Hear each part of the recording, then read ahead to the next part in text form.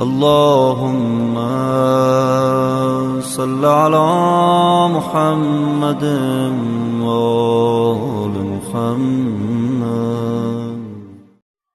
اعوذ باللہ من الشیطان الرجیم. بسم اللہ الرحمن الرحیم. اللہم صل علی محمد و آل محمد. میرے تمام سننے اور دیکھنے والے مومنین اور مومنات کو میری طرف سے میرے چینل ناطق قرآن کی جانب سے السلام علیکم.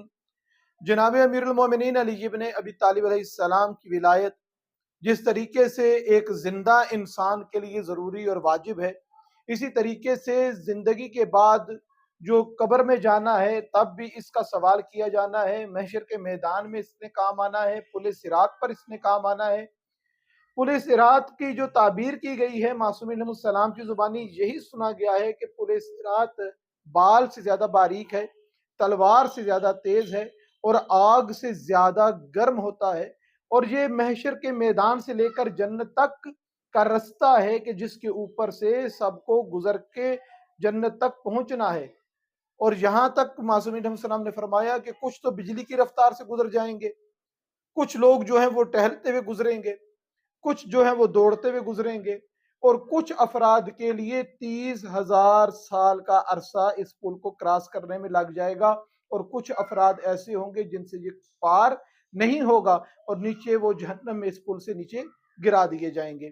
اسی کے ضمن میں حضرت امام جعفر صادق علیہ السلام کی ایک روایت ملتی ہے کہ مولا فرماتے ہیں کہ اس پل صراط پر 50 چیک پوسٹ لگی ہوں گی ملائکہ کی، کہ ملائکہ وہاں پر روک روک کر سوال کریں گے کہ اس پل کے اوپر سے گزرتے ہوئے، پل صراط سے گزرتے ہوئے انسان سے سوال کیا جاتا رہے گا، اور جو سب سے آخری چیک پوسٹ ہوگی وہاں پہ جہاں پہ ملائکہ روکیں گے، وہاں پر بندے سے یہ سوال کیا جائے گا کہ بتا کہ تو جناب امیر المومنین علی ابن ابی طالب علیہ السلام کی ولایت کے بارے میں کیا خیال رکھتا ہے؟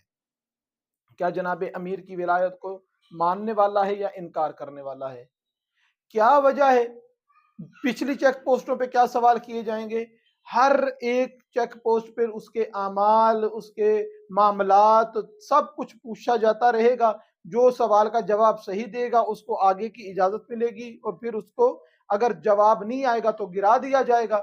آخری چیک پوسٹ پہ جہاں پہ جناب امیر کا پوچھا جائے گا، وہاں پر اگر جناب امیر کی ولایت کا آپ جواب نہیں دیتے تو پھر وہیں سے جہنم کے اندر دھکیل دیے جائیں گے جنت کے قریب سے. وہ آخری سٹاپ ہے جہاں پر آپ کے اعمال کا پوچھا جا رہا ہے ولایت امیر کے حوالے سے.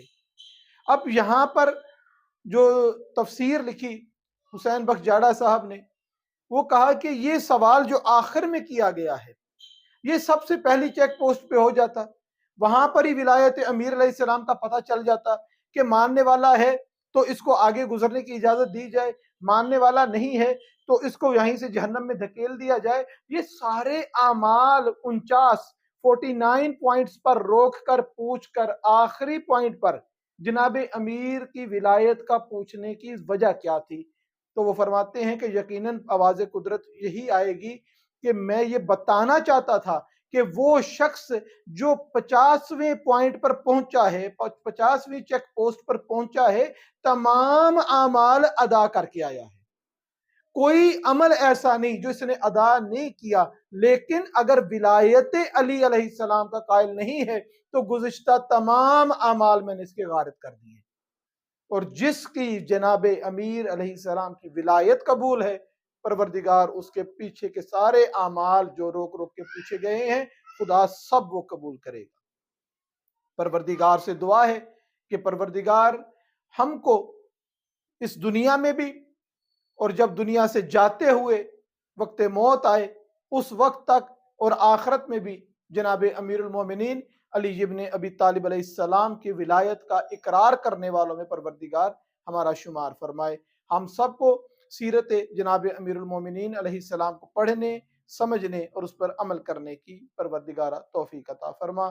وما علینا الا البلاغ.